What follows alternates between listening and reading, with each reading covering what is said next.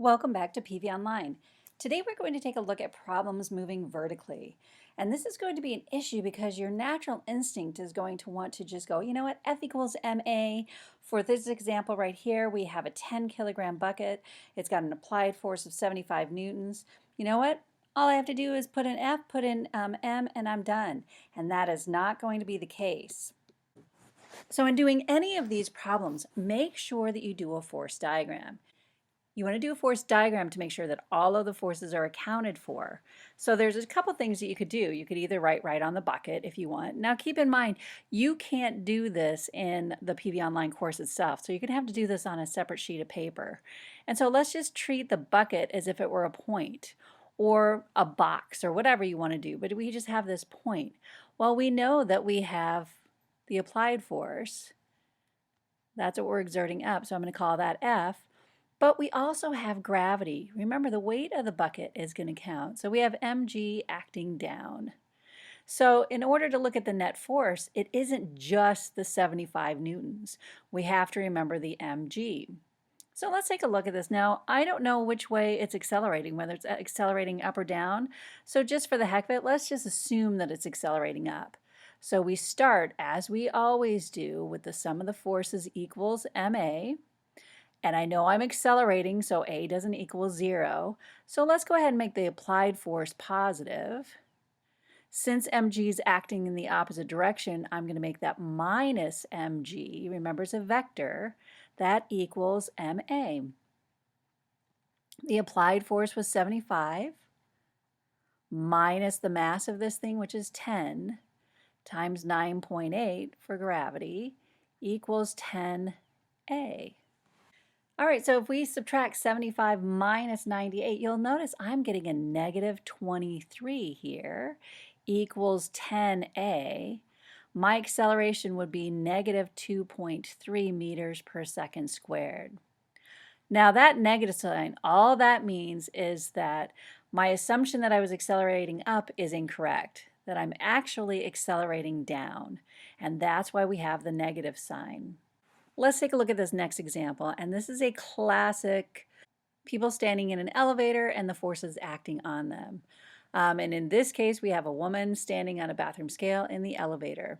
You're probably asking why would she do that? And the simple reason is she has to be doing a physics experiment. There would be no other reason to do it. All right, so let's take her as a point. So we're going to treat her as a point.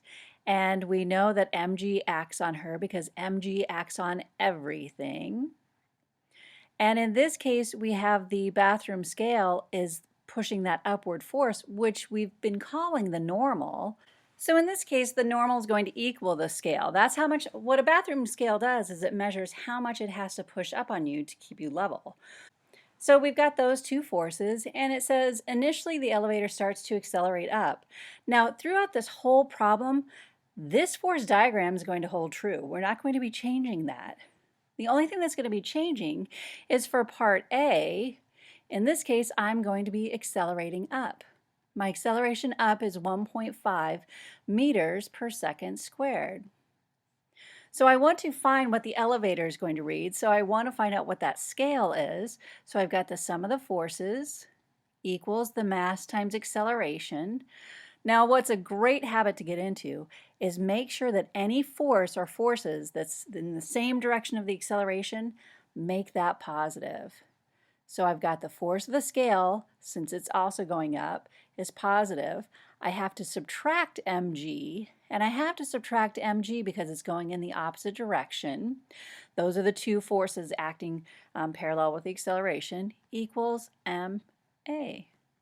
So I'm trying to find what the scale reads, minus the mass, and the mass of the woman was 50, times 9.8 equals 50 times, and her acceleration is 1.5. So we can read the scale, and her scale is going to read 565 newtons. So that's what the bathroom scale is going to read. Now, does she really weigh that? No, but that's what it's going to read. And think about this, if you've ever been in a roller coaster or you've been in an elevator, how it feels like as you're accelerating up, you feel heavy, you're pushing harder down onto the floor. All right, let's go on to part B. And on part B, it says the elevator continues at a constant velocity. A constant velocity. If you're moving at a constant velocity, what does that tell you about your acceleration? We know my acceleration then is 0. So in that case, when I do the sum of the forces equals ma, my acceleration then is 0.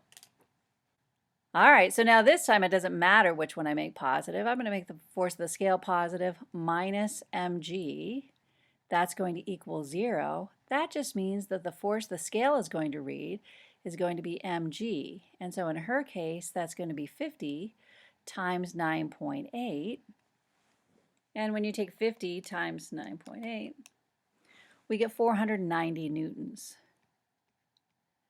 And this is what she would weigh if she had this bathroom scale in her bathroom.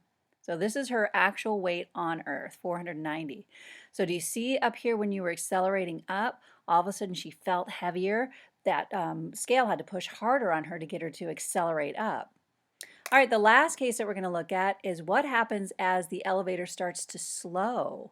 So instead of having a positive acceleration, we're going to have a negative acceleration. And all that means is that instead of my acceleration going up, my acceleration is going down. And it's going down at 1 meter per second squared. So instead of worrying about negative signs and all, then what you should do is just when you do the sum of the forces equals ma, make the force that's in the direction of the acceleration positive. Which of these two forces is directed down? And that would be mg. So I'm going to make mg minus the force of the scale equals ma.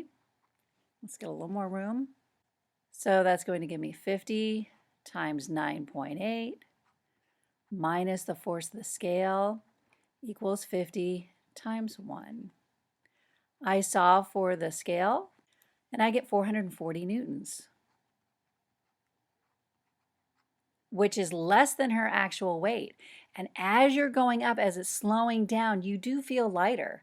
You get the same sensation in a roller coaster, depending on whether you're accelerating up or down. When you're accelerating up, you feel very heavy in the seat. When you're accelerating down, you feel very light. All right, we'll see you next time.